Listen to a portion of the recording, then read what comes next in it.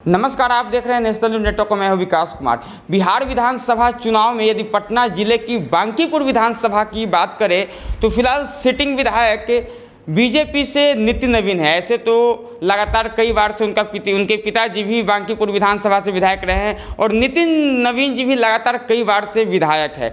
ऐसे में इस बार देखना दिलचस्प होगा कि जहां एक तरफ परिवर्तन की होड़ लगी हुई है, वहीं दूसरी तरफ बांकीपुर विधानसभा क्षेत्र से भी कई उम्मीदवार अपनी किस्मत आजमाने के लिए चुनावी मैदान में कूद चुके हैं। फिलहाल हमारे साथ जुड़े हुए हैं जन अधिकार पार्टी से प्रत्याशी बांकीपुर विधानसभा से इंदु कुमार सिंह चंदापुरी जी। सर, बहुत बहुत स्वागत। और सीधे हम आपसे जानना चाहेंगे, बांकीपुर विधानसभा से जो है अभी सिटिंग विधायक नितिन नवीन जी है, सर क्या कमियां रह गई कि आपको भी चुनावी मैदान में आना पड़ा? किन मुख्य मुद्दों को लेकर के आप चुनावी मैदान में आए हैं? नमस्कार। ऐसा है कि अभी हमारे जो जनप्रतिनिधि जिनके बारे में आपने चर्चा की है, तो उन्होंने जनता के वो प्रतिनिधि हैं ही नहीं, वो एक पार्टी के हैं। और पार्टी के जन प्रतिनिधि हैं, चाहे विधायक हैं। जब जनता, बांकीपुर की जनता, जब विपत्ति आई थी बाढ़ की, कोरोना की या प्रवासी मजदूरों की, उस वक्त जो तथाकथित जो जनप्रतिनिधि थे इस क्षेत्र के, उन्होंने जनता को छोड़ कर पलायन कर गए और जनता को उनकी हालात पर छोड़ के चले गए। वैसी स्थिति में हमारे जन अधिकार पार्टी के जो राष्ट्रीय अध्यक्ष हैं, माननीय राजेश रंजन जी उर्फ पप्पू यादव जी, उन्होंने पटना के कई डूबी हुई इलाकों में अपने संसाधनों से बाढ़ का पानी निकालने का काम हो, गंदा नाली में जाने का काम हो, वो खुद उन कार्यों को अंजाम दिया था। कोरोना पीरियड में जब सरकार ने, हालांकि बहुत तरह की बातें हुई, प्रधानमंत्री जी ने भी बहुत तरह की बातें की,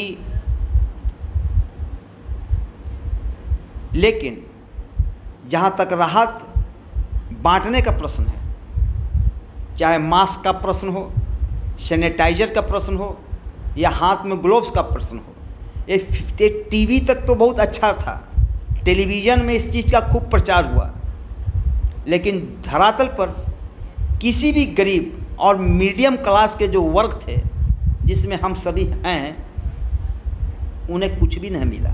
न तो कुछ राहत मिला और न कुछ मास्क मिला, न कोई सैनिटाइजर मिला। हाँ, इतना ज़रूर है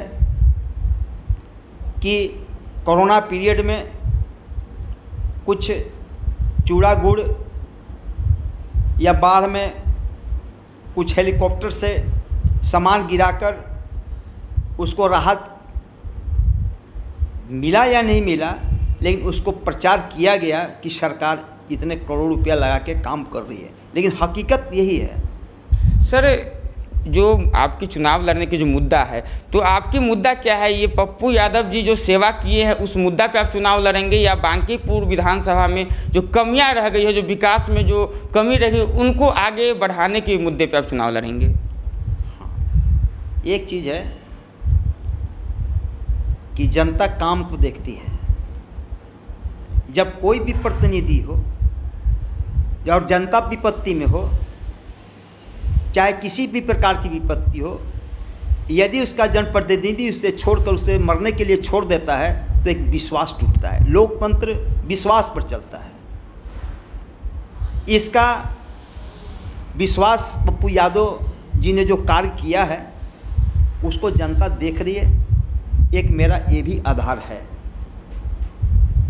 कि पप्पू यादव पर लोगों का विश्वास है कि इन्होंने हम लोग को मदद की जितना भी हुआ मदद किया गया। तो एक ये है वर्क के बेसिस पर है।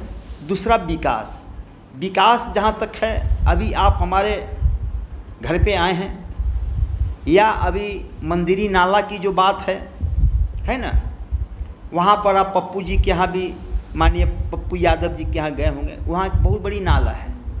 वहाँ पर बेली रोड में और यहाँ बांस घाट के पे साइन बोर्ड लगा हुआ है, जो हम चूँकि यहीं के निवासी हैं, बांकीपुर क्षेत्र मेरा यही घर है ना।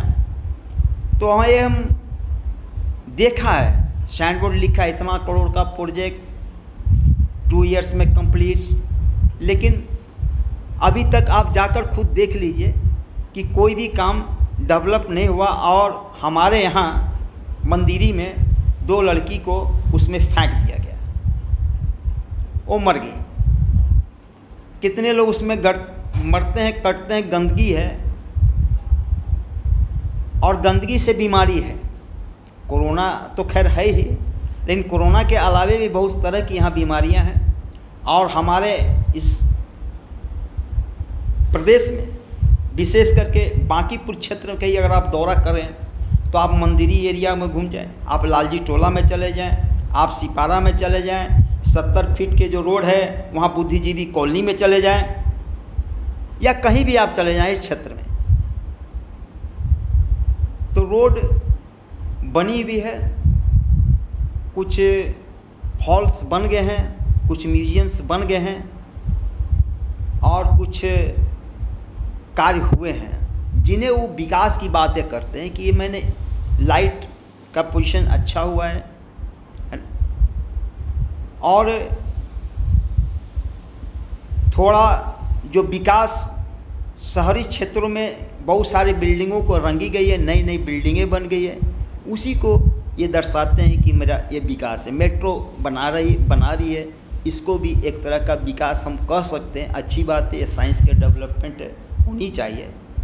लेकिन सबसे बड़ी बात यह है कि जितने भी विकास हैं इसका उपभोग कौन कर रहे हैं। हमारे देश के, हमारे बांकीपुर के जो क्षेत्र है, यहाँ पर एक भी आपका ऐसा सामुदायिक भवन नहीं है। बहुत सारे ऐसे जगह हैं जहाँ गंदगी फैली हुई है।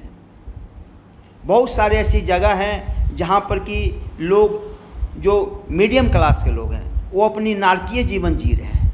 उन सारे चीज़ों को पप्पू यादव जी ने जो अपना प्रतिज्ञा पत्र प्रस्तुत किया है उसमें इन चीज़ों का वर्णन भी है। और मेरा मुद्दा भी वही है कि विकास सर्वांगीण हो, सबका विकास हो।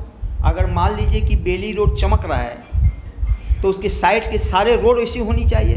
क्योंकि आप जहाँ बैठे हैं यहाँ से ½ किलोमीटर पर डीएम क्वार्टर है और हमारे यहाँ सारे बहुत लोग आते हैं, या किसी के यहाँ लोग आते हैं बाहर से, या कोई विदेशी ही आ जाते हैं, तो कहते हैं अच्छा, हमने पूछा है, बोले ये तो कस्बा टाइप का है, तो गांव है, this is village, this is not town.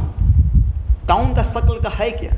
Sir यदि बांकीपुर विधानसभा की बात की जाए पटना जिला के अंतर्गत, तो बांकीपुर विधानसभा खासकर एक अलग ही स्थान है बांकीपुर विधानसभा का।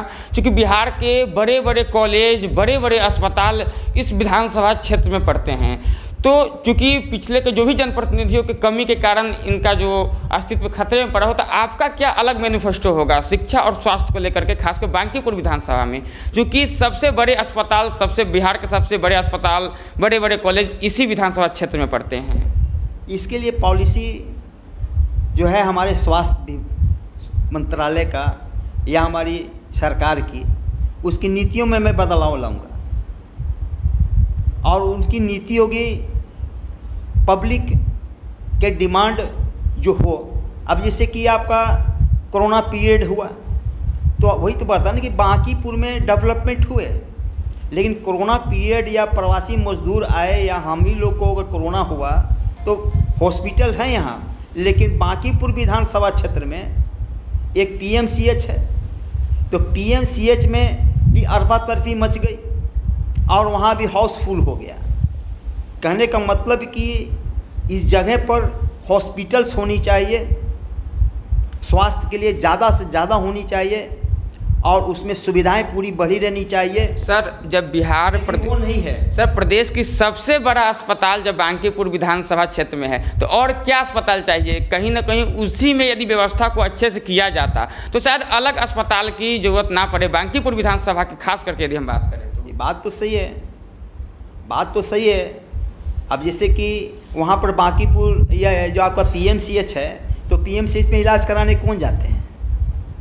पीएमसीएच में इलाज कराने वाले या तो गरीब तबके के या मीडियम क्लास के लोग जाते हैं, और वहाँ की व्यवस्था पूरी जर्जर करके रखी जाती है, न किसी को दवाई मिलता है। हम भी एक बार गए वहाँ, बहुत दिक्कत है। हालांकि है तो 5 रुपये का 2 रुपये का टिकट ले लीजिए और उसके बाद की सारा इलाज आपका फ्री है, लेकिन इलाज वैसा फ्री हो नहीं रहा है। अब अगर हो भी रहा है तो जस्ट तो इस बात से पीछा नहीं छोड़ाया जा सकता है कि पीएमसीएच में जिस सरकार जो दावा करती है गरीबों के लिए, वो दावा कहीं ना कहीं फेल है। हाँ, बिल्कुल फेल है। आप हमारे चैनल के माध्यम से अपने विधानसभा क्षेत्र की जनता से क्या अपील करना चाहेंगे, क्या मैसेज देना चाहेंगे? मैं ये अपील करना चाहूँगा कि अगर आप बदलाव चाहते हैं इस सारी व्यवस्थाओं में और अपने जीवन को शैली को बदलने में, तो आपको अपना एक विधायक नहीं चुनना होगा, आपको अपना एक सेवक के रूप में,